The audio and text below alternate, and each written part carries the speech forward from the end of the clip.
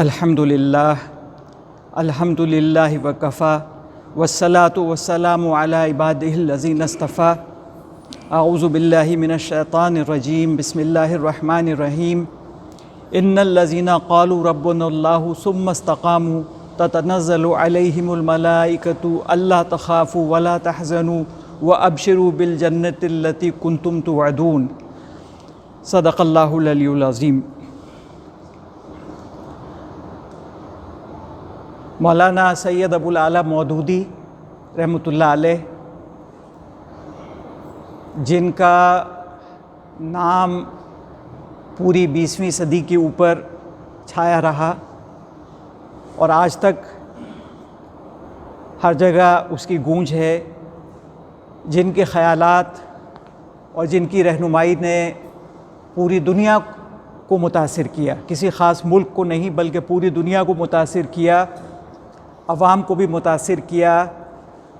انگریزی تعلیم یافتہ طبقے کو بھی متاثر کیا، اور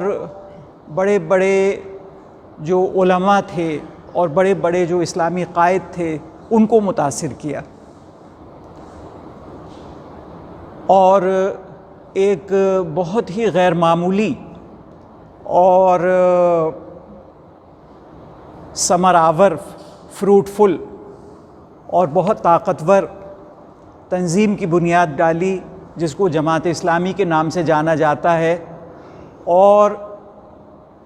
میرے خیال میں جتنے لوگ باضابطہ جماعت اسلامی سے متعلق ہیں اس سے کم از کم 1000 گنا ایسے ہیں جو عملاً جماعت اسلامی نے جو روشنی دنیا میں قائم کی ہے اس روشنی سے فائدہ اٹھاتے ہیں۔ مولانا ابو الاعلیٰ مودودی رحمۃ اللہ علیہ کے بارے میں ایک مشہور اورینٹلسٹ ہیں WC اسمتھ، انہوں نے کہا کہ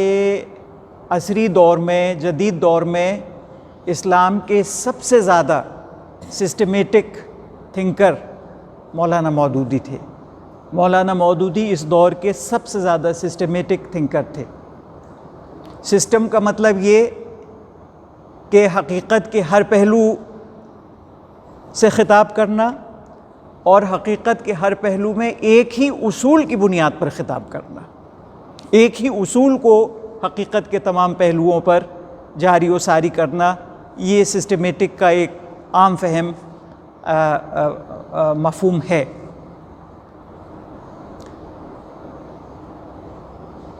لیکن مولانا مودودی حالانکہ انہوں نے جو فکری کارنامہ انجام دیا وہ بہت غیر معمولی ہے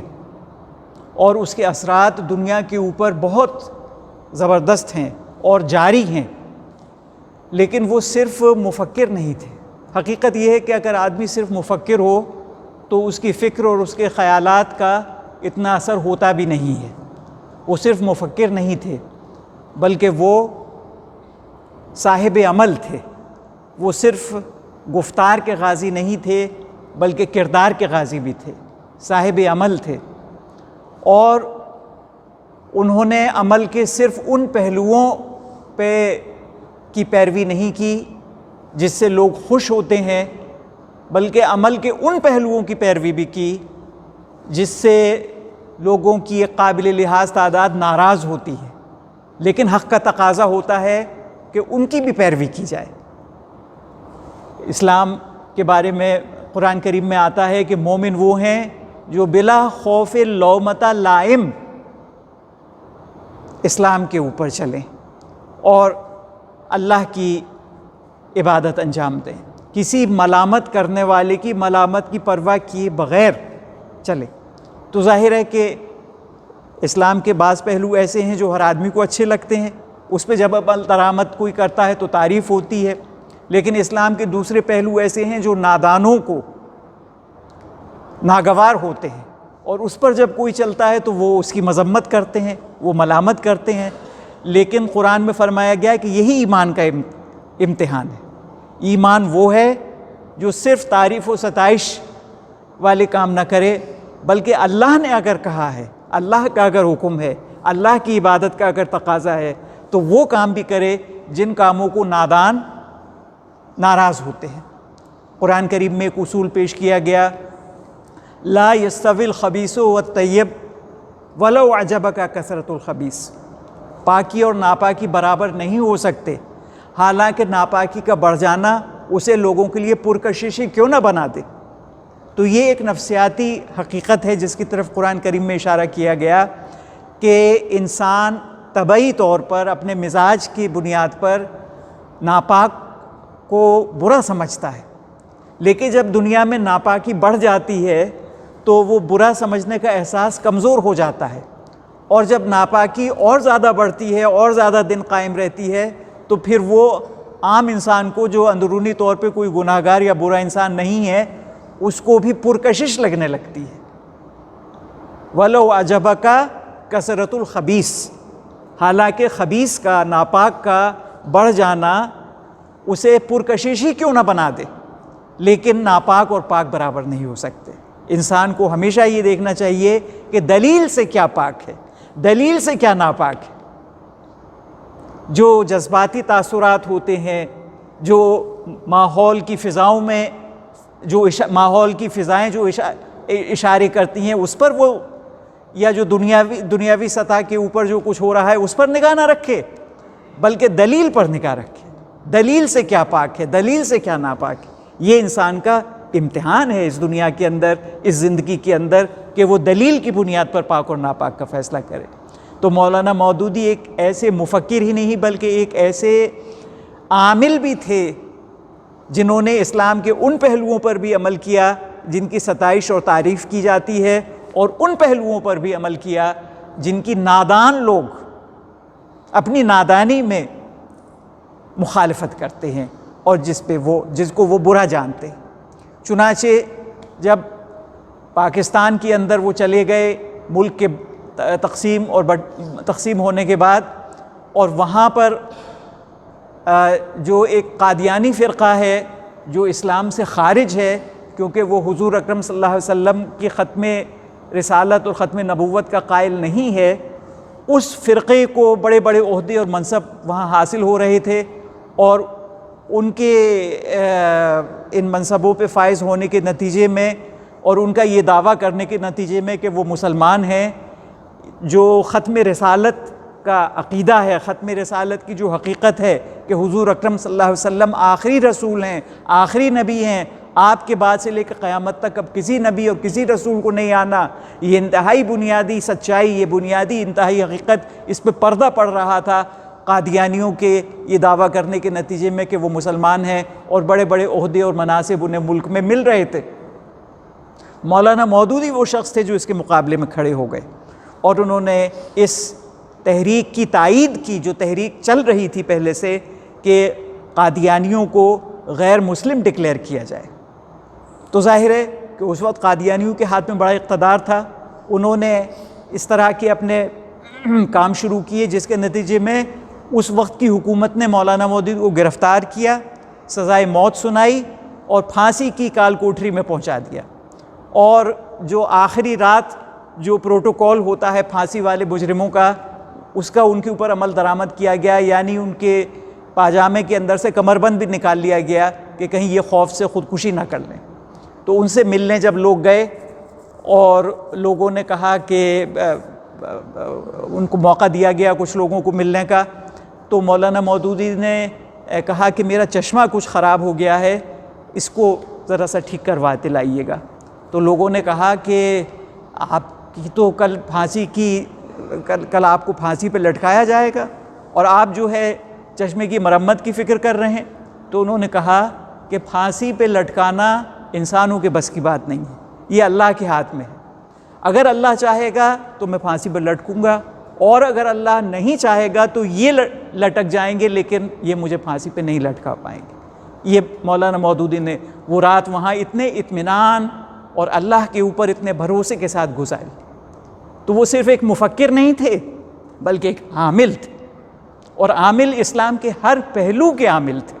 صرف ان پہلوؤں کے نہیں جن پہ داد دی جاتی ہے، بلکہ ان پہلوؤں کے بھی جن پہ نادان لوگ اپنے نادانی کے سبب تنقید کرتے ہیں اور برائی کرتے ہیں۔ مولانا مودودی صرف ایک سسٹمیٹک تھنکر ہی نہیں تھے، ایک سسٹمیٹک رائٹر ہی نہیں تھے۔ مولانا مودودی ایک بہت بڑے عامل تھے، صاحب عمل تھے، اور مولانا مودودی ایک بہت بڑے حقیقت پسند تھے، ایک بہت بڑے ریئلسٹ تھے۔ جب یہ ایک مرتبہ ایسا ہوا کہ 4-5 لوگوں نے ایک صاحب کو یعنی ہندوستان کی آزادی سے غالباً 30-40 سال پہلے چند لوگوں نے 4-5 لوگوں نے بیٹھ کے ایک اپنے درمیان میں سے ایک صاحب کو کہا کہ آپ جو ہے ہمارے امیر و خلیفہ ہیں، اور اب آپ اسلام کا اقتدار ہندوستان میں قائم کیجئے، اور بہت سارے اور سر پھرے بھی وہاں پر پہنچ گئے۔ تو مولانا مودودی کا اس کے اوپر تبصرہ یہ تھا کہ یہ باتیں بڑی کمزوری کی باتیں ہیں کہ ایک تیاری کے بغیر، ایک مناسب تیاری کے بغیر اتنی بڑی بڑی باتیں کی جائیں اور ان کو مان لیا جائے اور اس پہ عمل درآمد کے لیے لوگ دوڑ پڑیں۔ تو مولانا مودودی ایک سسٹمیٹک تھنکر تھے، ایک عامل تھے اور ایک ریئلسٹ تھے کہ ایک فکر کے لیے، ایک حق کے لیے عمل کیا جائے اور وہ عمل کامیاب ہو، اس کے لیے اس کے تمام جو تقاضے ہیں ان کو پورا کیا جائے۔ ورنہ اگر بغیر کسی تیاری کے، بغیر کسی بنیاد کے اچھے سے اچھے کام کے لیے بھی انسان اٹھ کھڑا ہوتا ہے تو کوئی نتیجہ نہیں نکلتا۔ تو وہ ایک سسٹمیٹک تھنکر بھی تھے، ایک انتہائی با حوصلہ اور با عزم عمل کرنے والے بھی تھے، لیکن اسی کے ساتھ ساتھ وہ بہت حقیقت پسند اور بہت ریئلسٹ تھے کہ جس کام کا جو تقاضے ہیں ان تقاضوں کو پورا کرنا ضروری ہے۔ چنانچہ ایک موقع پہ انہوں نے کہا کہ میں رات کو لکھنے بیٹھتا تھا، دن میں جماعتی مصروفیات موقع نہیں دیتی تھیں، تو رات کو لکھنے بیٹھتا تھا تو فجر کی اذان ہو جاتی تھی، اور اس کے نتیجے میں میرے گھٹنوں میں بڑی شدید تکلیف اور درد گھٹنوں میں ہو گیا، اور ایک بیماری گھٹنوں کے اندر مجھے وجع المفاصل کی، آرتھرائٹس کی مجھے بیماری ہو گئی۔ تو اس طرح سے انہوں نے تیاری کی، انہوں نے نہ صرف ایک سسٹمیٹک فکر کو مرتب کیا، انہوں نے نہ صرف اس کے مطابق عمل کیا اور عمل میں میٹھے اور کڑوے دونوں پہ عمل کیا، بلکہ اسی کے ساتھ ساتھ انہوں نے انتہائی حقیقت پسندی کا ثبوت دیتے ہوئے جو اس کے تقاضے تھے اس بڑے کام کے، ان تقاضوں کو انہوں نے پورا کیا۔ یہ نہیں کہ صرف تقریر کی واہ واہ اور تقریر کے زندہ باد اور کے نعرے انہی پہ وہ مطمئن رہتے تھے، بلکہ راتوں کو بیٹھ کے دن بھر کی مصروفیات کے بعد پوری رات بیٹھ کے کتابیں لکھنے جیسا جو انتہائی صبر آزما کام ہے۔ آپ نے کبھی اگر کوئی پیپر لکھنے کی کوشش کی ہوگی تو آپ کو اندازہ ہوگا کہ کسی چیز کو لکھنا کتنا ایک روکھا پھیکا اور صبر آزما کام ہوتا ہے، انہوں نے اس کو بھی انجام دیا۔ تو یہ ان کے بڑے بڑے پہلو مولانا مودودی کی شخصیت کے بڑے بڑے پہلو ہیں۔ لیکن جادو وہ ہے جو سر چڑھ کے بولے، فکر و عمل وہ ہے جو اللہ کے دربار میں مقبول ہو۔ ورنہ دنیا میں لوگ بڑی بڑی محنتیں کرتے ہیں، اگر وہ اللہ کے دربار میں مقبول نہیں تو اس کی کوئی اہمیت نہیں۔ ایک حدیث قزمان کے نام سے مشہور ہے کہ جنگ حنین میں ایک آدمی تھے، قزمان ان کا نام تھا، وہ بڑی دلیری سے لڑے اور بری طرح زخمی ہو گئے۔ ان کی تعریف جب حضور اکرم صلی اللہ علیہ وسلم کے سامنے کی گئی تو آپ صلی اللہ علیہ وسلم نے فرمایا کہ یہ اہل النار میں سے ہیں، یہ جہنمی ہیں۔ تو لوگوں نے تعجب کیا کہ آپ کیا فرما رہے ہیں؟ انہوں نے تو آج سب سے آگے بڑھ کے بڑی جاں بازی کا ثبوت دیا اور بری طرح زخمی ہو گئے۔ اتنے میں خبر آئی کہ کسی نے ان سے کہا کہ بھئی آج آپ نے اسلام کے لیے بڑا کارنامہ کیا۔ تو انہوں نے جواب میں کہا کہ اسلام کیا، میں نے تو اپنی بہادری جتانے کے لیے سب کچھ کیا۔ اور اس کے بعد وہ اپنے زخموں کی جو تکلیف تھی اس کی تاب نہ لا سکے اور انہوں نے خودکشی کر لی، اور یہ خبر حضور اکرم صلی اللہ علیہ وسلم کو دی گئی۔ تو حضور اکرم صلی اللہ علیہ وسلم نے فرمایا میں نے تم سے نہ کہا تھا کہ وہ جہنمی ہیں؟ یہ اصول یاد رکھو کہ اللہ تعالیٰ اپنے دین کی مدد تو کسی بھی انسان سے لے سکتا ہے،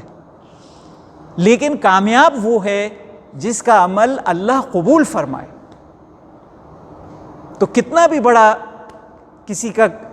کتنا بھی بڑا فائدہ اسلام کو کسی کے کام سے ہوا ہو، لیکن پھر بھی اس کے بارے میں ججمنٹ نہیں کیا جا سکتا کہ یہ کام کیسا ہے۔ ہاں، جب وہ اللہ کے دربار میں مقبول ہو تب پھر یہ اطمینان ہوتا ہے کہ یہ کام جو ہے یہ ایک اچھا کام ہے، یہ ایک بڑا کام ہے، یہ ایک قیمتی کام ہے جب اللہ کے نزدیک جو مقبول ہو جائے۔ بڑے بڑے صوفی بزرگ، کسی صوفی بزرگ سے پوچھا گیا کہ آپ خیریت سے ہیں؟ تو انہوں نے کہا بھائی جب تک دونوں قدم جنت میں نہ چلے جائیں تب تک خیریت کہاں؟ ہمیں نہیں معلوم کہ ہم جن کو اچھے اعمال سمجھ رہے ہیں، جن کو ہم بڑے اعمال سمجھ رہے ہیں، یہ اللہ کے دربار میں مقبول ہو بھی رہے ہیں یا نہیں۔ ہو سکتا ہے کہ جنت میں ہمارا ایک قدم پڑ جائے اور پھر واضح ہو کہ جو کچھ تم نے کیا تھا وہ بیکار تھا، وہ فاسد تھا، اور وہاں سے کھینچ کے جہنم میں پھینک دیا جائے۔ تو انہوں نے کہا کہ جب تک دونوں قدم جنت میں نہ ہو تب تک خیریت کہاں۔ تو یہ تو اللہ کے دربار میں حاضر ہونے کے بعد ہی معلوم ہوگا جو مقبولیت کا معاملہ ہے مختلف لوگوں کی، لیکن مقبولیت کے کچھ اشارے ضرور مل جاتے ہیں۔ چنانچہ مولانا مودودی کے تعلق سے بھی، جو حبشہ کا بادشاہ تھا، اس کی نماز جنازہ غائبانہ کعبہ شریف میں پڑھی گئی، اور پھر 1500 سال کے بعد مولانا مودودی کی نماز جنازہ غائبانہ وہ بھی کعبہ شریف کے اندر پڑھی گئی۔ تو یہ کچھ اشارے ہیں مقبولیت کے، لیکن جیسا میں نے عرض کیا کہ مقبولیت تو ایک ایسی چیز ہے جو کہ وہاں جا کے ہی سامنے آئے گی۔ ہماری اللہ تعالیٰ سے دعا ہے کہ وہ مولانا مودودی علیہ الرحمہ اور دین کے تمام خدمت گزاروں کی مساعی کو قبول فرمائے اور ان کو اعلیٰ مراتب سے نوازے، اور ہمیں جو ان کا فیض ہے اس کے فیض میں سے بڑا حصہ ہمیں عطا فرمائے، اور ساری زندگی ہم کو حق پہ قائم رکھے اور ہمارا خاتمہ حق کے اوپر ہو، اور ہم اس کے نزدیک ہم اس کی بارگاہ میں مقبول ہوں اور اس کے رسول صلی اللہ علیہ وسلم کی شفاعت سے ہم نوازے جائیں۔ تو یہ مولانا مودودی کی شخصیت ہے۔ مولانا مودودی رحمۃ اللہ علیہ کے بارے میں سب سے بنیادی بات یہ ہے کہ انہوں نے اس حقیقت کے اوپر سے پردہ اٹھایا، اس نقطے پہ سب سے زیادہ زور دیا کہ اسلام ایک نظام حیات ہے۔ مسلمان ہونے کا مطلب صرف مسلمان ہونے کے لیے نماز ضروری ہے، دیگر عبادات ضروری ہیں، بہت سارے اخلاقی اصولوں پہ چلنا ضروری ہے، بہت ساری برائیوں سے بچنا ضروری ہے، بہت سارے جو واجبات ہیں ان کی پیروی ضروری ہے، بہت ساری جو چیزیں حرام کی گئی ہیں ان سے اجتناب ضروری ہے۔ لیکن اتنا کافی نہیں ہے، بلکہ زندگی کے ہر دائرے میں، زندگی کے ہر مرحلے میں، چاہے وہ مسجد کی زندگی ہو، چاہے بیرون مسجد کی زندگی ہو، چاہے مکتب کی اور درسگاہ کی زندگی ہو، چاہے بازار کی زندگی ہو، چاہے ایوان حکومت کی زندگی ہو، چاہے میدان جنگ کی زندگی ہو، زندگی کے ہر دائرے میں اللہ کے حکم پہ چلنا، یہ اسلام۔ تو اس سے پہلے یہ بات نکلتی ہے کہ اسلام زندگی کے ہر پہلو کے بارے میں حکم رکھتا ہے۔ قرآن کے بارے میں فرمایا گیا کہ یہ کتاب تبیانا لکل شیء، ہر چیز کا بیان کرتی ہے۔ یہ کتاب قرآن میں ہر چیز کا بیان ہے، ہر چیز زندگی کے ہر دائرے اور ہر پہلو کے بارے میں رہنمائی اور اصول قرآن کریم میں دیے گئے ہیں، کہیں تفصیلی طور پر، کہیں محض اصولوں کی شکل میں، کہیں صراحت کے ساتھ، کہیں پنہا اور امپلیسٹ انداز کے اندر۔ تو مولانا مودودی کے تعلق سے جو سب سے بڑی بات کہی جاتی ہے وہ یہ کہ انہوں نے اس حقیقت کے اوپر زور دیا، کیونکہ بدقسمتی سے یہ حقیقت کچھ دھندلی ہو گئی تھی۔ لوگوں کے اندر یہ کچھ احساس ہونے لگا تھا کہ نماز پڑھ لیں یہ کافی ہے، حرام چیزوں سے بچ جائیں یہ کافی ہے، بڑے بڑے جو اچھے اخلاق ہیں ان کو اختیار کر لیں یہ کافی ہے، اس کے بعد ہم آزاد ہیں زندگی کے باقی پہلوؤں میں، چاہیں تو ہم سود لیں چاہے نہ لیں، چاہے تو ہم انسانوں کے بنائے ہوئے قانون پہ چلیں چاہے اللہ کے بنائے ہوئے قانون پہ چلیں، چاہے ہم تعلیمی اداروں کے اندر مخلوط تعلیم رکھیں، لڑکے لڑکیوں کو ساتھ پڑھائیں چاہے الگ الگ پڑھائیں، ان سارے معاملات میں ہم آزاد ہیں۔ یہ ایک بڑی گمراہی پیدا ہو چکی تھی۔ تو وقت کا جو مجدد ہوتا ہے، حضور اکرم صلی اللہ علیہ وسلم نے فرمایا کہ ہر صدی کے شروع ہونے پہ ایک مجدد آئے گا جو دین کو دوبارہ تازہ کرے گا۔ تو وقت گزرنے کے نتیجے میں دین کے اوپر گرد پڑ جاتی ہے، دین دھندلا ہو جاتا ہے، لیکن اللہ تعالیٰ نے اس کی ضمانت دی ہے نبی تو نہیں آنے، لیکن مجدد، نیا کرنے والا، دین کو تازہ کرنے والا ہر صدی میں آتا رہے گا۔ اور یہ صدی کا جو لفظ ہے اس پہ بھی علماء کا کہنا یہ ہے کہ اس سے مراد خاص صدی ہی نہیں ہے، بلکہ اس سے مراد یہ ہے کہ ایک لمبا جو مدت وقت ہے اسے گزر جانے کے بعد اللہ سبحانہ وتعالیٰ کسی نہ کسی انسان کو مجدد بنا کے ابھارے گا۔ تو اس میں کیا شبہ ہے کہ مولانا مودودی 20ویں صدی کے مجدد تھے، اور 20ویں صدی اس لحاظ سے اور بھی زیادہ منفرد ہے کہ 20ویں صدی میں پوری امت مسلمہ کے اوپر مغربیت کا غلبہ ہو چکا تھا، چنانچہ گمراہی اپنے عروج پہ پہنچی ہوئی تھی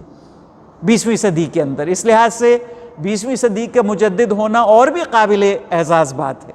کہ گمراہی اپنی انتہا کو پہنچی ہوئی تھی۔ تو مولانا مودودی کو ہم 20ویں صدی کا، کانٹیمپریری پیریڈ کا، جدید دور کا مجدد ہم مان سکتے ہیں۔ تو انہوں نے جو سب سے بنیادی تجدیدی کارنامہ انجام دیا وہ یہی ہے کہ اسلام زندگی کے ہر پہلو کے بارے میں ہدایت رکھتا ہے۔ اللہ تمہاری زندگی کے، ہماری زندگی کے ایک ایک لمحے میں اللہ ہے، اور ہمارا رب ہے، ہمارا الہ ہے، ہمارا معبود ہے۔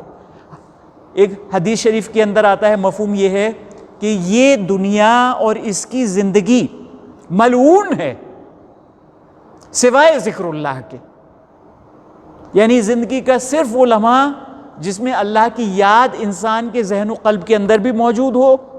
اور وہ اللہ کے حکم کی پیروی بھی کر رہا ہو۔ ذکر اللہ میں دونوں باتیں آ گئیں۔ تو سوائے ذکر اللہ کے یہ دنیا اور اس کی پوری زندگی ملعون ہے، کرسٹ ہے، ایکرسٹ ہے یہ دنیا کی زندگی۔ صرف اللہ کو یاد کرتا بے شک رہی نے ستمہائے روزگار، لیکن تمہاری یاد سے غافل نہیں رہا۔ تو ہر لمحے اللہ کی یاد اور ہر لمحے اللہ کے حکم کی اطاعت۔ جب سورہ بقرہ کی آخری آیات نازل ہوئیں کہ اللہ تعالیٰ وہ سب کچھ کا حساب کرے گا جو ظاہر ہے اور جو تم اپنے دلوں کے اندر چھپائے ہوئے ہو، تو صحابہ کرام نے کہا کہ یا رسول اللہ یہ تو بڑا مشکل کام ہے صلی اللہ علیہ وسلم، دلوں کی حالتوں پہ کہاں اختیار۔ تو حضور اکرم صلی اللہ علیہ وسلم نے فرمایا اللہ کے بھروسے پہ ہاں کہہ دو، کیونکہ اصول یہ ہے سمینا و اطعنا، ہم نے سنا اور ہم نے فرما برداری کی، ہم نے اطاعت کی، ہم نے اس کو مانا، ہم نے اس کی پیروی کی، یہ ہے اسلام۔ سمینا، ہم نے سنا، و اطعنا، اور ہم نے اطاعت کی۔ تو اللہ کے بھروسے پہ ہاں کہہ دو، کام بہت مشکل ہے۔ صحابہ کرام نے اللہ کے بھروسے پہ ہاں کہہ دیا، بس فوراً اس کے بعد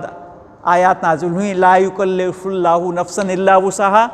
اور حضور صلی اللہ علیہ وسلم نے فرمایا کہ اس آیت کی تفسیر یہ ہے، ایک اہم تفسیر اس آیت کی یہ ہے کہ دلوں میں جو خیالات برے آتے ہیں لیکن انسان اپنے آپ کو ان خیالات سے بری رکھتا ہے، دور رکھتا ہے، ان کے مطابق عمل نہیں کرتا، اندرونی طور پہ بھی ان خیالات سے دور رہتا ہے، تو اللہ تعالیٰ ان خیالات کے لیے اس کو کوئی سزا نہیں دے گا۔ تو جیسے ہی صحابہ نے ہاں کہا، اللہ تعالیٰ نے کام آسان کر دیا، اور اس امت کے لیے خاص طور سے وہ برے خیالات جو دلوں میں آتے ہیں وہ معاف کر دیے گئے۔ یہ جو خاص عنایات اور افضال اس امت کے اوپر ہیں اللہ سبحانہ تعالیٰ کی، یہ جو آخری امت ہے اس میں سے یہ ایک بہت بڑا فضل ہے کہ برے خیالات جو دل میں آتے ہیں لیکن انسان اپنے آپ کو ان خیالات سے بری رکھتا ہے، ان کے مطابق عمل نہیں کرتا، تو اس کے اوپر کوئی مواخذہ نہیں ہوگا، اس کے اوپر کوئی پکڑ نہیں ہوگی۔ تو جو یعنی زندگی کے ہر پہلو کے بارے میں اللہ سبحانہ تعالیٰ کی ہدایات موجود ہیں، اور اگر زندگی کے ہر پہلو کے اندر ہدایات نہ ہوتی تو پھر تو بات یوں ہوتی کہ زندگی کا وہ حصہ، وہ سیکنڈ، وہ منٹ، وہ گھنٹے، وہ دن، وہ سال زندگی کے خدا کی عبادت کے بغیر گزرتے اگر اس کے بارے میں کوئی ہدایت نہیں ہوتی۔ تو حقیقت یہ ہے کہ زندگی کے ہر حصے کے بارے میں اللہ تعالیٰ کی طرف سے احکامات اور اللہ کے رسول صلی اللہ علیہ وآلہ وسلم کی طرف سے احکامات موجود ہیں، اور یہ انسان کے لیے ایک خوشخبری ہے کہ وہ اپنی پوری دنیاوی زندگی، صرف مسجد والی زندگی نہیں بلکہ مسجد کے باہر کی زندگی میں اللہ کا بندہ بن کے رہ سکتا ہے، کیونکہ اللہ نے زندگی کے ہر حصے کے بارے میں حکم دے دیا۔ لیکن یہ چیز دھندلی ہو چلی تھی، تو مولانا مودودی سب سے زیادہ اس بات کے لیے جانے جاتے ہیں کہ انہوں نے اس سچائی کو اجاگر کیا کہ انسان کو اپنے زندگی کے ہر حصے میں اسلام پہ چلنا چاہیے۔ اسلام ایک نظام حیات ہے، پوری زندگی کا نظام ہے اسلام۔ اس چیز کو انہوں نے مولانا مودودی نے اجاگر کیا۔ مولانا مودودی نے کس طرح سے اس حقیقت کو وہ سامنے لائے، اس کا اگر آپ کچھ اندازہ کرنا چاہتے ہیں تو ایک چھوٹا سا کتابچہ ہے اسلام کا نظام حیات، چھوٹا سا کتابچہ ہے، چھوٹے سائز کا، تقریباً زیادہ سے زیادہ 30 صفحات کا ہوگا۔ اس رسالے کو آپ پڑھیے تو اس سے آپ کو اندازہ ہوگا کہ زندگی کے ہر پہلو کے بارے میں اسلام نے منفرد اور بہت یونیک احکامات دیے ہیں۔ تو مولانا مودودی کا سب سے بڑا کارنامہ یہی گردانا جاتا ہے کہ انہوں نے مسلمانوں کو ایک بار پھر یہ بھولا ہوا سبق یاد دلایا کہ اسلام ایک نظام حیات ہے، اور ہمیں اپنی زندگی کے ہر حصے اور ہر دائرے میں اللہ تعالیٰ کے حکم پہ چلنا چاہیے جو کہ موجود ہے، اور اس پہ چلنا اتنا ہی اہم ہے جتنا کہ مسجد میں صحیح طریقے سے نماز ادا کرنا۔ ورنہ یہ بات کیسے پوری ہوتی جو اللہ تعالیٰ نے قرآن شریف میں فرمایا وَمَا خَلَقْتُ الْجِنَّ وَالْإِنسَ إِلَّا لِيَعْبُدُونَ، ہم نے انسان اور جن کو اس مقصد کے علاوہ اور کسی مقصد کے لیے پیدا ہی نہیں کیا کہ وہ ہماری عبادت کرے۔ تو زندگی کے کتنے بڑے بڑے دائرے عبادت سے خالی رہ جاتے اگر وہاں پر اسلام نے حکم نہ دیا ہوتا۔ تو اسلام نے زندگی کے ہر پہلو کے بارے میں، حکومت کے بارے میں، سیاست کے بارے میں، طرز تعلیم کے بارے میں، معیشت کے بارے میں، اکانومی کے بارے میں، شادی بیاہ کے اصولوں کے بارے میں، بچوں کی پرورش کے طریقے کے بارے میں، اور ظاہر ہے کہ عبادات کے بارے میں تو دیا ہی ہے۔ ہر چیز کے بارے میں اسلام نے رہنمائی دی۔ مولانا مودودی رحمۃ اللہ علیہ نے اس بھولے ہوئے سبق کو امت مسلمہ کو یاد دلایا، اور اس مضبوطی کے ساتھ یاد دلایا کہ اس کو سمجھنا ہر انسان کے لیے آسان ہو گیا، اور وہ بات اور وہ حقیقت دلوں میں گہری اتر گئی۔ اور آپ اس کا اگر اندازہ کرنا چاہتے ہیں تو وہ چھوٹا سا کتابچہ جس کا میں نے ذکر کیا غالباً وہ ہندی میں بھی ہے، انگریزی میں بھی اس کا ترجمہ ہو گیا ہے، مگر اردو میں پڑھیں تو پھر لطف کچھ اور ہی ہوگا۔ تو اسلام کا نظام حیات وہ چھوٹا سا جو کتابچہ ہے اسے آپ پڑھیے تو آپ کو اندازہ ہوگا کہ مولانا مودودی نے کس طرح سے اس بڑی حقیقت کو، جس کو 20ویں صدی میں ہم بھول چکے تھے، اور جہاں پر مغرب کے نادانوں نے یہ اصول دے دیا تھا کہ زندگی کے 2 حصے ہیں، ایک حصہ انٹرنل کمٹمنٹس کا اور ورشپ کا ہے، اس میں آپ جس مذہب پہ چاہے چلیں، دوسرا حصہ دنیاوی زندگی کا ہے، اس میں آپ جو حکومت ہے اس کے حکم پہ چلیے۔ تو جو یہ اتنی بڑی نادانی کی بات پوری دنیا پہ مسلط تھی، اس کا ازالہ مولانا مودودی رحمۃ اللہ علیہ نے کیا۔ یہ عام طور سے ان کا سب سے بڑا کارنامہ سمجھا جاتا ہے۔ دوسرا کارنامہ یہ کہ انہوں نے اس بات کو واضح کیا کہ اسلام کی تعلیمات کو جاننا صرف جاننے کے لیے نہیں ہونا چاہیے، بلکہ اس کے اوپر عمل درآمد ہونا چاہیے۔ اسلام اللہ کے بارے میں کیا کہتا ہے، مرنے کے بعد کی زندگی کے بارے میں کیا کہتا ہے، عبادات کے بارے میں کیا کہتا ہے، اچھے اور برے اخلاق کے بارے میں کیا کہتا ہے، دنیاوی زندگی کے جو مختلف دائرے ہیں ان کے بارے میں کیا کہتا ہے، اس سب کو ہمیں جاننا ہے، کیونکہ علم تو پہلا قدم ہے۔ جب جانیں گے ہی نہیں تو پہلا قدم ہی نہیں اٹھا اگر معلومات نہیں ہوئی۔ لیکن بدقسمتی سے کچھ ایسی فضا بن جاتی ہے کہ آدمی پھر اس جاننے پہ اکتفا کرنے لگتا ہے۔ اسلام کی جو تعلیمات ہیں ان پہ بڑی بڑی خوبصورت واعظ ہوتے ہیں اور ہم لطف لیتے ہیں، اور لطف لیتے ہوئے اپنے اپنے گھر واپس چلے جاتے ہیں۔ مولانا مودودی نے اس پہ زور دیا کہ اس پہ عمل درآمد ہونا چاہیے۔ اسلام کی جو آپ علم حاصل کریں پھر اس پہ چلنا آپ کے لیے واجب ہے۔ چنانچہ جہاں ایک طرف انہوں نے پوری رات بیٹھ کے کتابیں تحریر کی تاکہ زندگی کے ہر دائرے کے بارے میں جو اسلام کی تعلیم ہے وہ منضبط ہو جائے، نہ صرف انہوں نے یہ کیا بلکہ اسی کے ساتھ ساتھ انہوں نے اپنے ایمان کی تجدید بھی کی۔ چنانچہ مولانا مودودی نے جماعت اسلامی کی جب تاسیس کی اور اس میں پہلی اس کی نشست ہوئی اور اس میں لوگ شامل ہوئے تو انہوں نے کہا کہ جماعت اسلامی میں داخل ہونے کی شکل یہ ہے کہ آپ کلمے کی تجدید کریں، دوبارہ سے کلمہ پڑھیں، لا الہ الا اللہ محمد رسول اللہ صلی اللہ علیہ وسلم۔ تو کلمے کی تجدید کی، یہ صرف ذہنی طور پہ جاننے کا معاملہ نہیں ہے، یہ پوری طرح اپنے آپ کو اس کے حوالے کرنے کا معاملہ ہے۔ اللہ کے لیے اب ہم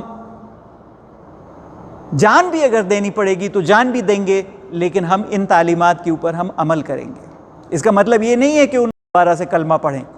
یہ سنت طریقہ بھی ہے کہ حضور اکرم صلی اللہ علیہ وسلم ان لوگوں کو جو پہلے سے مسلمان تھے دوبارہ سے بیعت کرنے کے لیے آپ دعوت دیا کرتے تھے۔ بیعت رضوان بہت مشہور ہے، جب آپ صلی اللہ علیہ وسلم عمرہ کرنے کے لیے گئے اور کافروں نے آپ کو اندر داخل نہیں ہونے دیا، اور جو آپ نے پھر سفیر کے بطور جن صاحب کو بھیجا تھا ان کے قتل کی جب غلط خبر آ گئی تو مسلمان تو بالکل جنگ کی تیاری کے بغیر گئے تھے، کل 1400 نفوس تھے، لیکن حضور اکرم صلی اللہ علیہ وسلم نے کہا کہ اب ہم جنگ کریں گے اور جو کچھ ہمارے پاس ایک تلوار ہے اسی سے ہم جنگ کریں گے اور مکہ والوں کا مقابلہ کریں گے۔ اور انہوں نے ہمارے سفیر اور ہمارے جو انوائے اور ڈپلومیٹ ہیں ان کو مار ڈالا، اتنا بڑا انہوں نے ہمارے ساتھ ظلم کیا ہے، اس کا ہم بدلہ لیں گے، تو دوبارہ سے آپ نے بیعت کی، بیعت کرو۔ تو آپ صلی اللہ علیہ وسلم نے اپنا ہاتھ بڑھایا اور صحابہ نے دوبارہ سے بیعت کی آپ کے اوپر، جو بیعت رضوان کے نام سے جانی جاتی ہے۔ تو سنت مبارکہ میں بھی یہ طریقہ ہے کہ خاص اور کٹھن موقعوں کے اوپر وہ حضرات جو پہلے سے مسلمان تھے اور کلمہ پڑھ چکے تھے اور کلمہ گو تھے، دوبارہ سے انہوں نے حضور اکرم صلی اللہ علیہ وسلم کے ہاتھ پر بیعت کی اور آپ کے نبی اور رسول ہونے کا اقرار کیا اور آپ کے ہر حکم کے اوپر مر مٹنے کے اقرار کو تازہ کیا۔ تو یہ سنت میں یہ طریقہ ہے۔ تو مولانا مودودی نے تجدید ایمان کو بنایا، جماعت اسلامی میں شامل ہونے کا طریقہ تجدید ایمان کو بنایا کہ دوبارہ سے خود کلمہ پڑھا اور تمام ساتھی دوبارہ سے کلمہ پڑھتے گئے کہ اب ہم یہ جو چیزیں ہیں، جو اس وضاحت ہمارے سامنے آئی ہے اسلام کے ان تمام احکامات کے اوپر ہم عمل کریں گے، ہم اللہ کے اوپر اپنے ایمان اور اللہ کے آخری رسول صلی اللہ علیہ وسلم کے اوپر اپنے ایمان اور اللہ کے ہر حکم کی تابعداری اور اس پہ عمل درآمد کا دوبارہ سے ہم اعلان کرتے۔ تو مولانا مودودی کی یہ بہت بڑی خوبی ہے کہ وہ انہوں نے صرف اسلام کے نظام حیات ہونے کے مشکل اور لمبے کام کو عظیم الشان کتابیں لکھ کر اور محنت شاقہ اٹھا کر کتابیں لکھ کر جس سے کہ ان کی صحت متاثر ہو گئی، اسی کو نہیں کیا بلکہ اس پہ عمل درآمد کو انہوں نے اپنا مطمع نظر مولانا مودودی رحمۃ اللہ علیہ نے بنایا۔ تو یہ وہی بات ہے جو شروع میں آیت کی تلاوت کی گئی تھی، ان الذین قالوا ربنا اللہ، جنہوں نے کہا کہ ہمارا رب اللہ ہے، ثم استقاموا، پھر اس کے اوپر وہ جم گئے۔ یہی پورا دین ہے۔ اللہ کے رب اور الہ ہونے کا انسان اقرار کرے اور پھر اس کے اوپر جم جائے، ہر سرد و گرم میں جو بھی تقاضا ہو اللہ کے رب ہونے کا اس تقاضے کو پورا کرے۔ یہی پورا اسلام۔ ان الذین قالوا ربنا اللہ ثم استقاموا، پھر اس کے اوپر وہ جم گئے۔ یہ گھڑی دو گھڑی کی بات نہ تھی، یہ ایک دو گھنٹے کا کام نہیں تھا، یہ پوری زندگی کا سودا ہے بن جائے انسان کا، کہ پھر جو بھی اللہ کا حکم ہو اس کے اوپر وہ اسی کے مطابق وہ عمل درآمد وہ کرے گا۔ تو مولانا مودودی نے مولانا مودودی کی ایک بہت بڑی خوبی یہ ہے کہ انہوں نے لوگوں میں اور امت مسلمہ کے اندر یہ احساس پیدا کیا کہ یہ اسلام کی جو عظیم الشان تعلیمات، جس کے اوپر ہم تقریریں سنتے ہیں، جس کے اوپر ہم مواعظ سنتے ہیں، یہ صرف سننے اور داد دینے کے لیے نہیں ہے، واہ واہ کرنے کے لیے نہیں ہے۔ آپ نے مواعظ میں دیکھا ہوگا کہ بات اتنی دل پذیر ہوتی ہے کہ انسان بے اختیار واہ واہ کر اٹھتا ہے۔ وہ کوئی بری بات نہیں ہے، وہ بالکل نیچرل ہے، طبعی بات ہے، لیکن واہ واہ کرنے پہ بات ختم نہیں ہونی چاہیے، بلکہ اس کے اوپر تا حیات انسان عمل درآمد کرے۔ یہ مولانا مودودی کا دوسرا بہت بڑا پہلو ہے، اور جو اس آیت کے تحت ان کو لاتا ہے کہ ان الذین قالوا ربنا اللہ ثم استقاموا، صرف کتابیں لکھنے پہ اکتفا نہیں کیا، بلکہ خود اس پر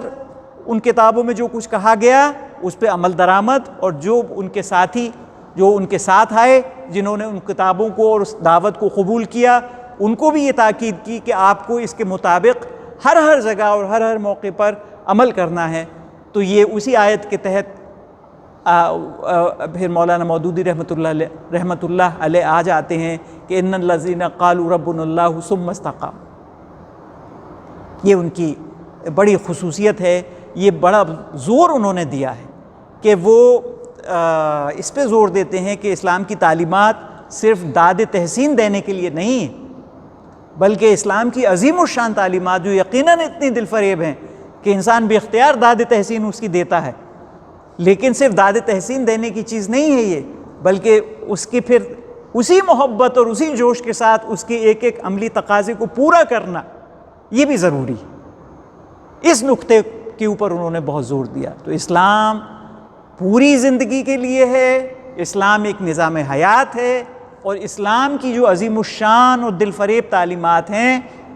جو نورانی اور روحانی اسلام کی جو عظیم تعلیمات ہیں، جو عظیم منصفانہ اور عادلانہ اسلامی تعلیمات ہیں، یہ صرف داد تحسین دینے کے لیے نہیں بلکہ عمل کرنے کے لیے، اس پہ انہوں نے بہت مولانا مودودی رحمۃ اللہ علیہ نے زور دیا۔ اور تیسرا نقطہ جو میں نے شروع میں عرض کیا تھا وہ میں پھر دہراؤں گا کہ اس پر عمل کرنے کے لیے جو ریکوائرمنٹس ہیں، جو تقاضے ہیں، جو لوازمات ہیں، ان کو مہیا کرنا چاہیے، ورنہ نہ نومن تیل ہوگا نہ رادھا ناچیں گی۔ ہم کیا کریں اے اللہ، حالات ہی ایسے نہیں تھے، ہم اس کے اوپر عمل کیسے کرتے؟ ارے اللہ کے بندے، تم نے حالات کو بدلنے کی کوشش کی؟ کیا تم نے اس طرح کے حالات بنانے کی کوشش کی جس کے اندر کہ پھر آپ اسلام کے بعض احکامات کے اوپر عمل کر سکیں؟ تو اس پہ مولانا نے بہت زور دیا کہ ہمیں دنیا کو بدلنے کے لیے اٹھ کھڑے ہونا چاہیے، اور دنیا کو ایسا بنانا چاہیے جس کے اندر اسلامی احکامات کے مطابق عمل ہو سکے اور زندگی کے ہر پہلو میں عمل ہو سکے۔ حکومت سے لے کے درس گاہوں تک اور عبادت گاہوں تک ہمیں وہ اصلاح اور وہ تبدیلی لانا چاہیے، وہ انقلاب لانا چاہیے کہ جس کے آنے کے بعد پھر اسلام کے ہر حکم کے اوپر عمل ہو سکے۔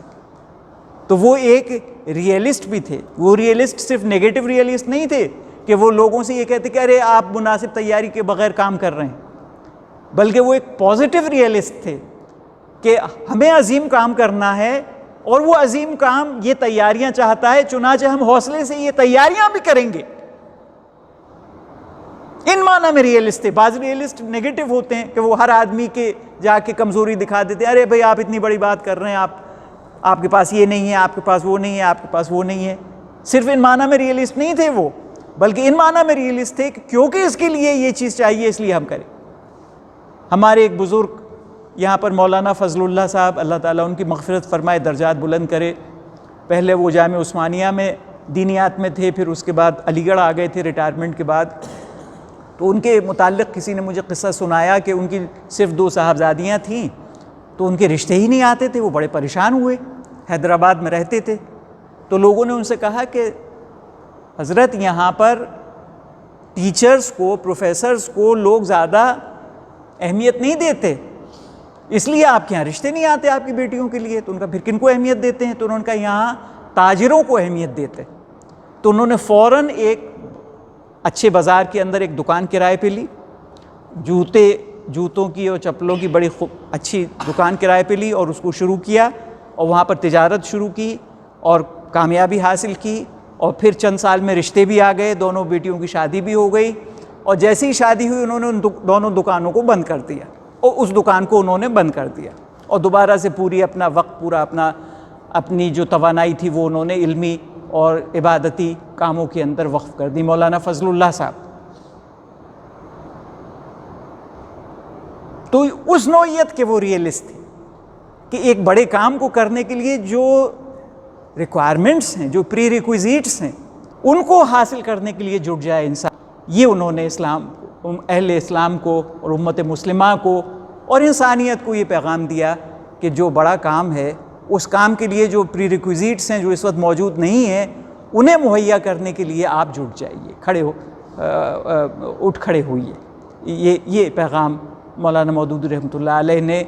دیا. یہ تیسرا بہت بڑا اور اہم پہلو مولانا مودودی کا ہے. تو اختصار کے ساتھ میں آپ کے سامنے وہ پہلو بھی رکھ چکا ہوں کہ عمل میں انہوں نے صرف اس عمل کو اختیار نہیں کیا جس کی تعریف کی جاتی ہے، جیسے بڑے نمازی ہیں صاحب، بڑے نیک آدمی ہیں،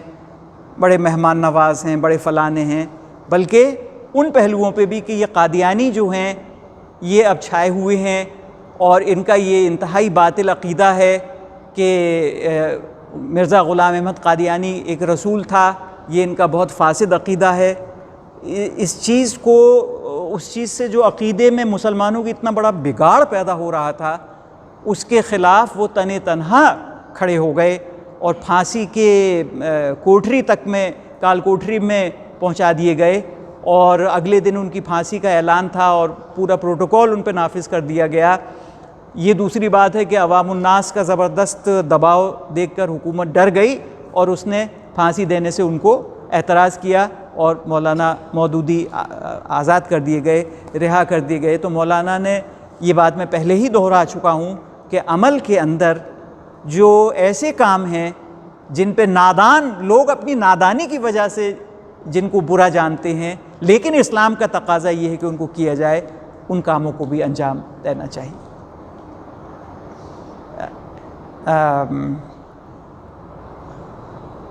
فَمَن يَكْفُرْ بِالطَّاغُوتِ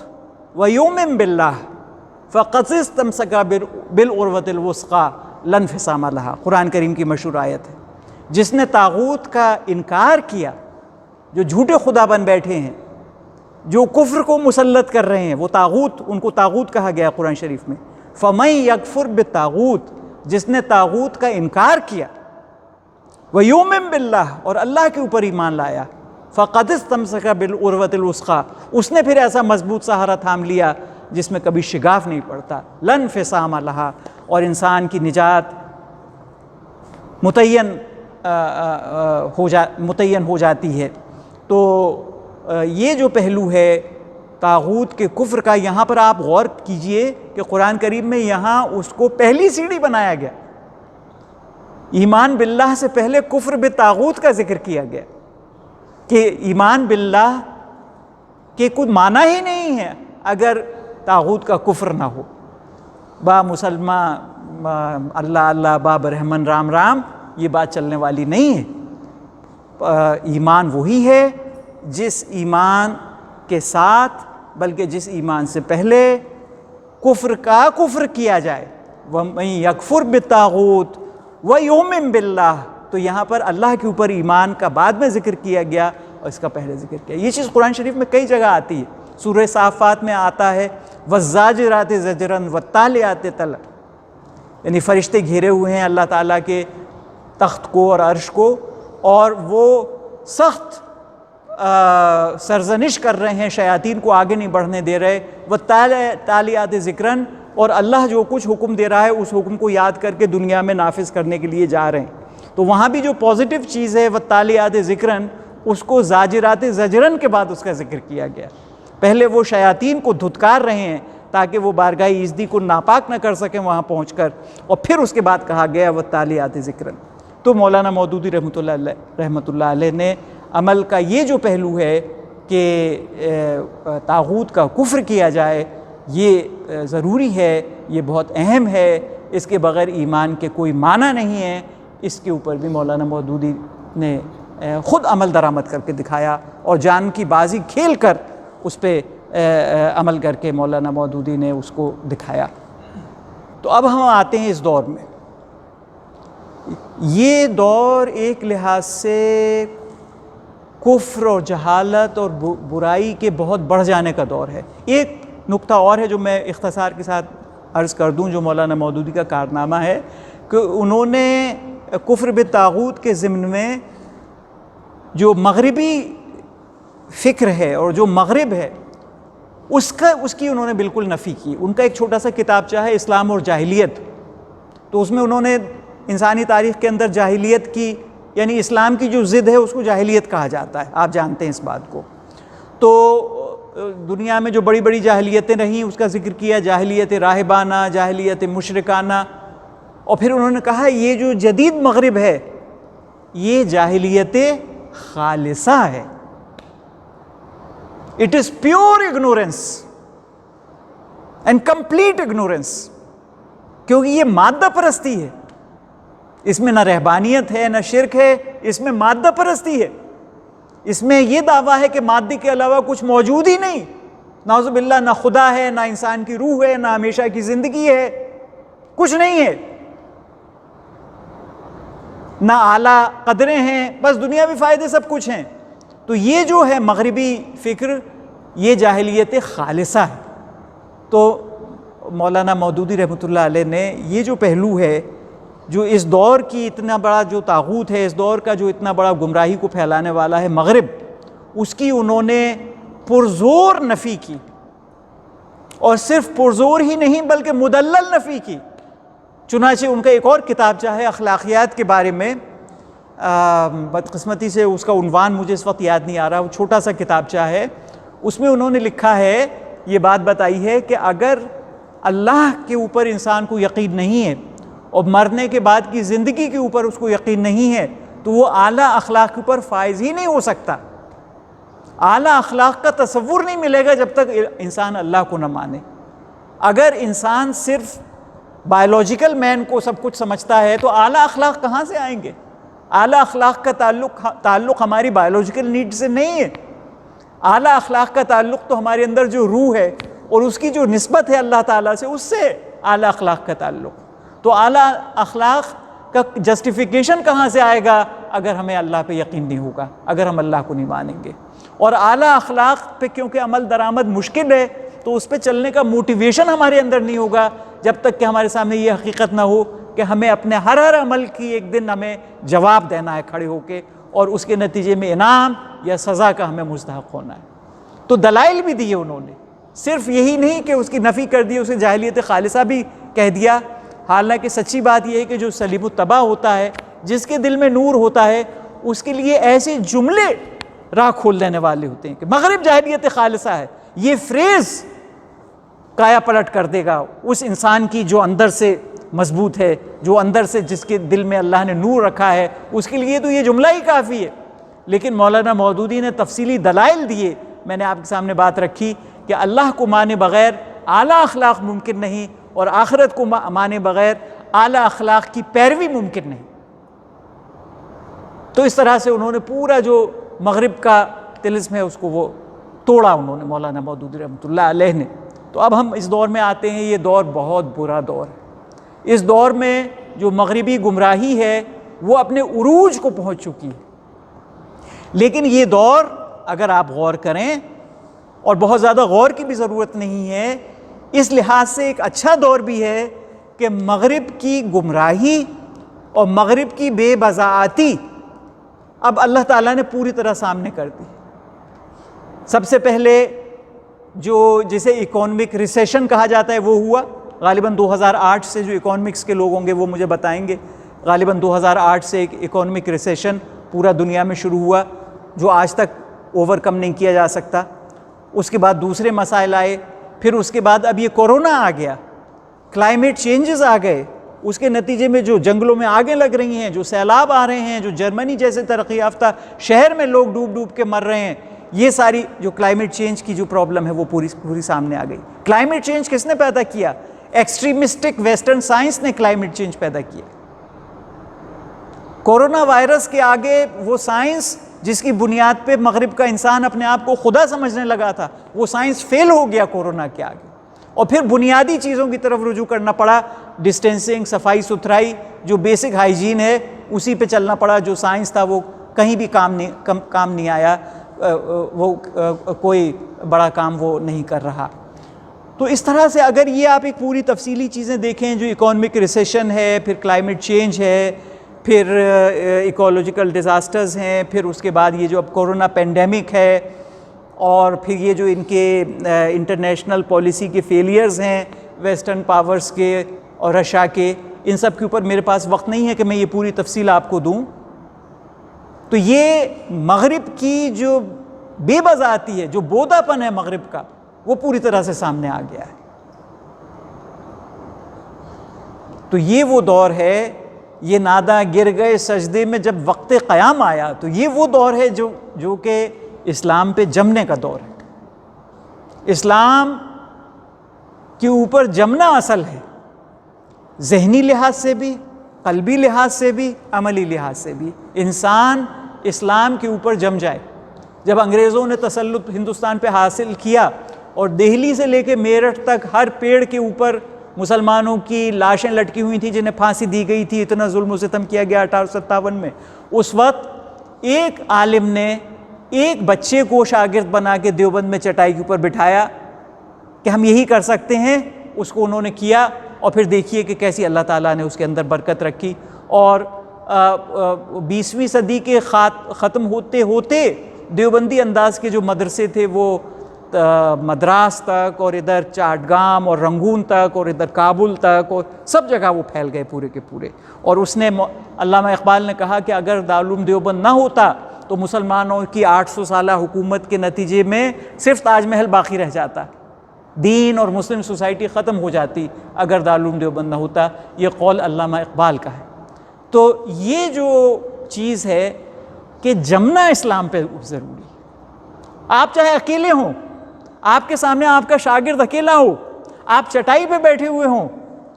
لیکن بس آپ اتنا کر سکتے ہیں، اتنا آپ کر رہے ہیں۔ جو ہم کر سکتے ہیں وہ ہم کریں۔ ہم اپنی زندگی میں اسلام کے اوپر چلیں اور اسلام کی دعوت پیش کریں، اور اسلام کے اوپر عملی نمونہ اپنی زندگی کا پیش کریں۔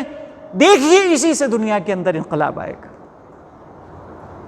تو یہ وقت ہے ہمارے اور آپ کے اسلام پہ جمنے کا، اور اس جمنے میں آج جو گفتگو ہو رہی ہے یہ بڑی کارآمد ہے۔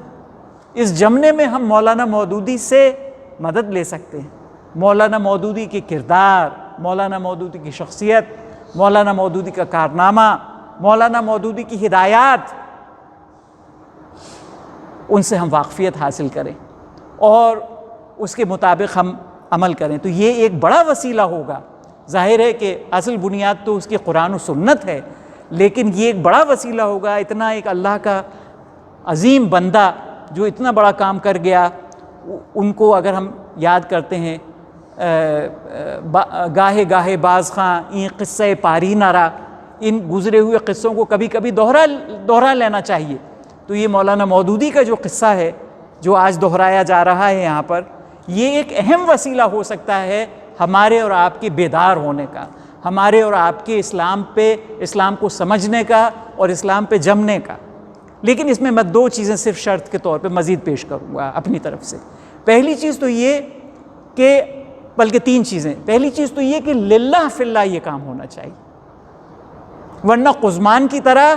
صفیں تو کافروں کی پلٹ دیں لیکن اللہ کی بارگاہ میں مقبول نہیں ہوا۔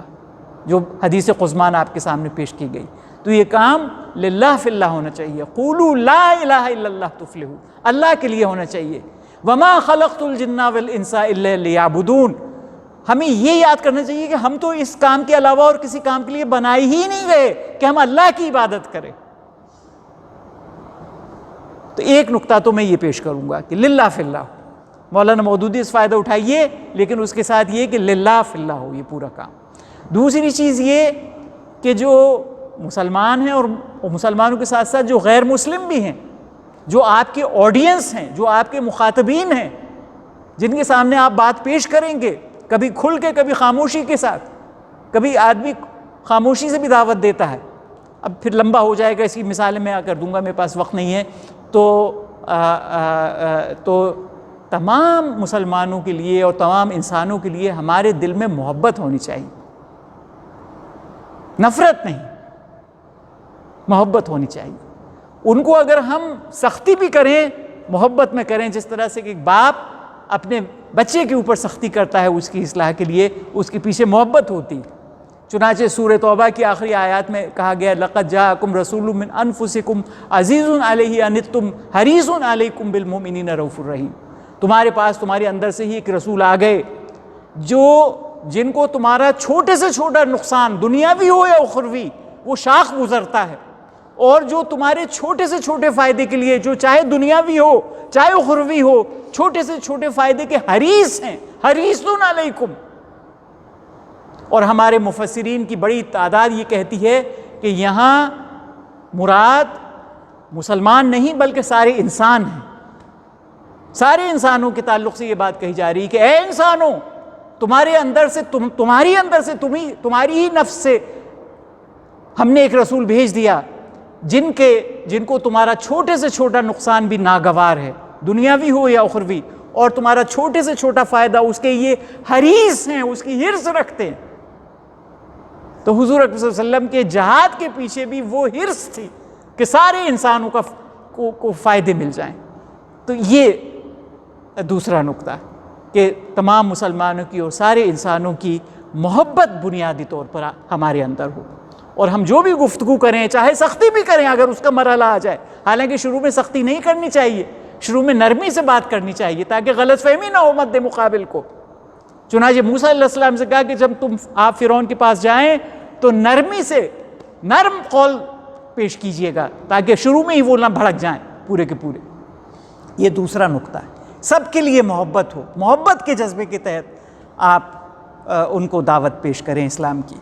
اور تیسری چیز یہ کہ قرآن کریم میں جو فرمایا گیا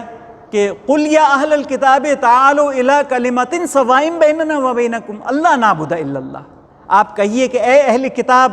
آؤ اس کلمے کی طرف، آؤ اس بات کی طرف جو ہمارے اور تمہارے درمیان مشترک ہے کہ ہم اللہ کے علاوہ کسی کی بندگی نہ کریں. تو غیر مسلموں سے اور مسلمانوں سے بھی جو پورا عمل نہ کر رہے ہوں ان سے بھی، اور پھر اس سے زیادہ غیر مسلموں سے جب آپ بات کریں تو اسلام اور ان کے مذہب کے بیچ میں جو کامن پوائنٹس ہیں ان کو پوائنٹ آف ریفرنس بنائیے. یہ مت کہیے کہ تم جاہل ہو، تم گمراہ ہو، تم کچھ نہیں جانتے، تم یہ نہیں جانتے، تمہارا یہ خیال بے وقوفی کا ہے، تمہارا یہ خیال غلط ہے اور اسلام قبول کرو. بلکہ یہ بتائیے کہ دیکھو تم اس کو بھی مانتے ہو. یہی بات اسلام میں کہی گئی ہے، اور زیادہ کنسسٹنسی اور زیادہ ایفیکیسی اور زیادہ کلیئرٹی کے ساتھ کہی گئی ہے. چنانچہ اسلام کی طرف تم آؤ. تو جو مابہل اشتراک ہے، جو ایلیمنٹ آف ٹروتھ ہر جگہ موجود ہے اور جو کامن ہے اسلام کے ساتھ، اس کو اپنی ریفرنس بنا کے آپ ان سے بات کریے. یہ تین باتیں میں نے اور آپ کے سامنے پیش کی کہ للہ فی اللہ کام ہو، مسلمانوں اور انسانوں کی محبت کے جذبے سے اور ان کو فائدہ پہنچانے کے جذبے سے اور انہیں نقصان سے بچانے کے جذبے سے آپ جو کچھ کہیں ان سے کہیں، سختی بھی کریں تو اسی جذبے سے کریں. اور تیسری چیز یہ کہ ان کو جاہل مت سمجھیے اور مت کہیے، بلکہ یہ سمجھیے کہ حق ان کے پاس بھی آیا ہے لیکن وہ بھول گئے ہیں، وہ چھپ گیا ہے. اور آپ پھر اس طور پہ بات کریے کہ آؤ اس بات کی طرف، ہم جو تمہارے سامنے اسلام کو پیش کر رہے ہیں یہ کوئی نئی چیز نہیں ہے، یہ وہی چیز ہے جو تمہارے پاس، بس اب یہ زیادہ ایفیکٹو انداز میں ہے، زیادہ کنسسٹنٹ انداز میں ہے، زیادہ پیور انداز میں ہے، بے لوس ہے، اس میں کوئی ملاوٹ نہیں ہے، اس میں کوئی تحریف نہیں ہوئی ہے، یہ جو آخری دور کا انسان ہے اس کے مزاج کے مطابق ہے، مؤثر ہے۔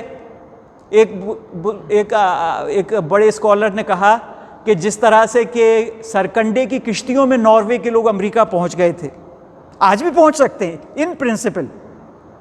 لیکن آج کے دور میں اوشن لائنرز موجود ہیں جس میں آپ ٹینس کورٹ بنے ہوتے، بیڈمنٹن کورٹ بنے ہوتے ہیں، جس میں سوئمنگ پولز ہوتے ہیں، جس میں بہترین بوفیز اور ڈنرز ہوتے ہیں۔ تو کون نادان ایسا ہوگا جو اٹلانٹک کو آج سرکنڈوں کی کشتیوں سے کراس کرنے کی کوشش کرے گا اور اوشن لائنرز کو چھوڑ دے گا؟ یہی معاملہ سابقہ مذاہب اور اسلام کا ہے۔